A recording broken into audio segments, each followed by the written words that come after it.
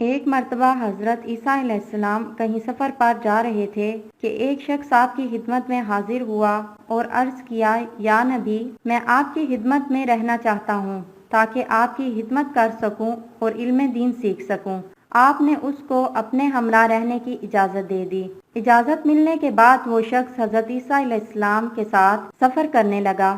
چلتے چلتے راستے میں جب دونوں ایک نہر کے کنارے کے پاس پہنچے تو آپ نے فرمایا، آؤ کھانا کھا لیں۔ اس وقت آپ کے پاس 3 روٹیاں تھیں۔ دونوں نے بیٹھ کر ایک ایک روٹی کھا لی، جبکہ تیسری روٹی باقی بچ گئی۔ حضرت عیسیٰ علیہ السلام پانی پینے کے لیے نہر کے کنارے کے پاس چلے گئے۔ پانی پینے کے بعد جب وہ واپس اس شخص کے پاس پہنچے تو دیکھا تو تیسری روٹی وہاں نہیں تھی، جبکہ دونوں ایک ایک روٹی کھا کر اپنی بھوک بھی مٹا چکے تھے۔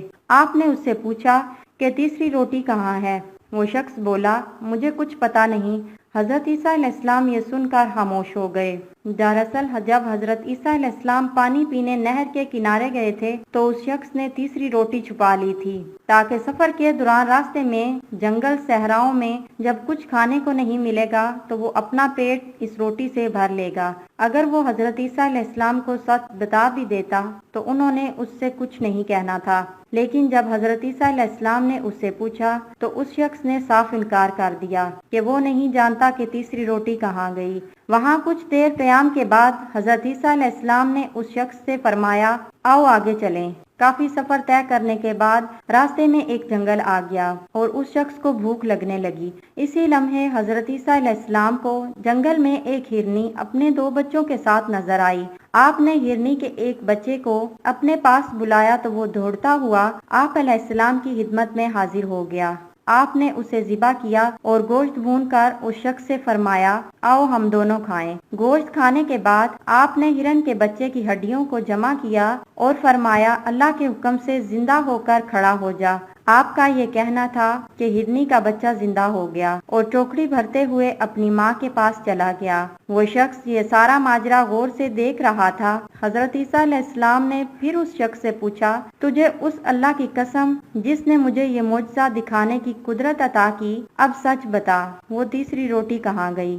وہ شخص حضرت عیسیٰ علیہ السلام کا معجزہ دیکھ کر بھی یہ نہ سمجھ سکا کہ اللہ کا نبی سب جانتا ہے۔ وہ جھوٹ بولنے سے باز نہ آیا اور بولا، مجھے کچھ نہیں پتا۔ اس شخص کے دوبارہ جھوٹ بولنے پر آپ نے فرمایا، آؤ آگے چلیں۔ چلتے چلتے راستے میں ایک دریا آ گیا جسے پار کرنا تھا، لیکن وہاں کوئی کشتی موجود نہ تھی۔ آپ نے اس شخص کا ہاتھ پکڑا اور دریا کے پانی کے اوپر اس طرح چلنے لگے جیسے زمین پر چل رہے ہوں۔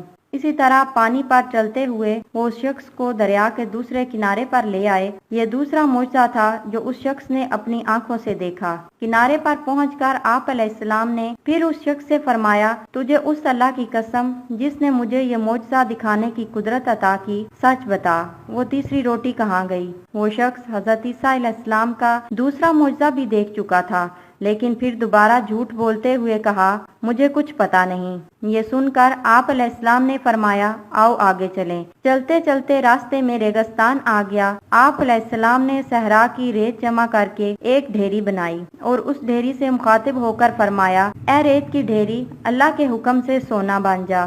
آپ علیہ السلام کے یہ فرماتے ہی ریت کی ڈھیری سونے میں تبدیل ہو گئی۔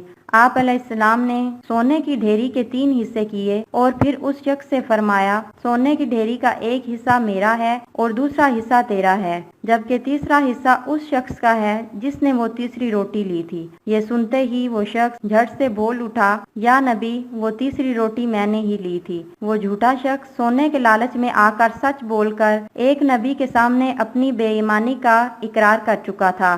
آپ علیہ السلام یہ سن کر مسکرا دیے اور فرمایا، یہ سارا سونا تم ہی لے لو۔ اس کے بعد آپ علیہ السلام اس شخص کو چھوڑ کر اپنے سفر پر اکیلے ہی روانہ ہو گئے، اور یوں وہ شخص اپنے لالچ، جھوٹ اور کمزور ایمان کی وجہ سے ایک نبی کی قربت اور تعلیمات سے محروم ہو چکا تھا۔